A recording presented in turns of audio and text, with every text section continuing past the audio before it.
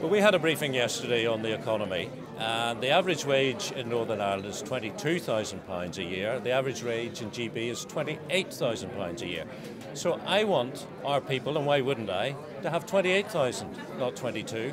And the answer is small business. It is our own indigenous businessmen and businesswomen. Of course, Peter Robinson and Martin McGuinness should go chasing foreign direct investment in America and Brazil and China and the rest. And when they get it and it stays, so much the better. But the real answer is putting support behind our own indigenous, local, micro and small businesses.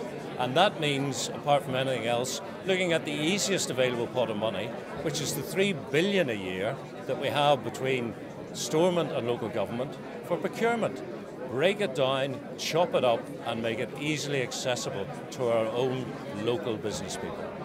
Well, certainly you're saying there's a lot of political will within the Ulster Unionists and other parties to see procurement used effectively to support small businesses. Do you think that the civil service is quite as in tune with that policy as you would like to think? To suggest that the political will may be there but not among the civil service is to suggest that the tail is wagging the dog. And that is simply not acceptable. Politicians who are in charge of the key departments, finance and enterprise, need to take control, need to say, this is the way it is going to be. If you are the minister, you are the department. Make it happen. There's a £6,000 a head gap in terms of the prosperity of our people because we live here rather than England, Scotland or Wales. It's not fair, to me it's not acceptable, and to me it is also fixable. One of the other areas that's within the control of the Assembly is employment law. And obviously small businesses have great potential to take on more staff. Do you think that there's a sense in the current review that's going on of employment law that you'll make it easier for businesses to take people on?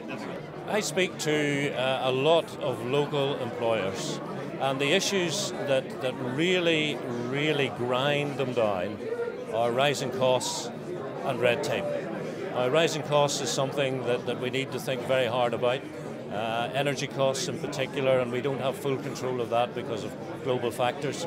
But red tape, we have a lot more control over. Previously, I've heard governments in Westminster talk about one in, one out if they want to bring in new regulation. I think we should have two out for one in. Final question. Small business rates relief was, there was a relief programme put in place for the lifetime of this Assembly. Do you think that there's a political will within the Ulster Unionist Party and more widely to see that extended? Rates are a killer, and I applaud our councillors and Belfast City Council who tried to get a rates reduction rather than just a zero increase this year. I think we do need to extend that. But there's another thing we need to do. We need to have a fundamental review of rates.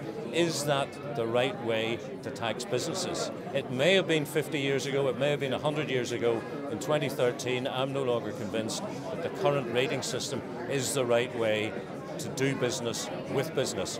Effectively, you're giving them a grant with one hand and taking it away with the other. You're robbing Peter to pay Paul. Let's rethink everything. Why not start with a blank page and say what we want to do is match the rest of the UK for the prosperity of our people, and look at the block grant. Look at that £10 billion and say we don't want to have an economy that is so dependent on a subvention. We might get it down, we might never get it down to zero, but if we try, we'll reap the benefits.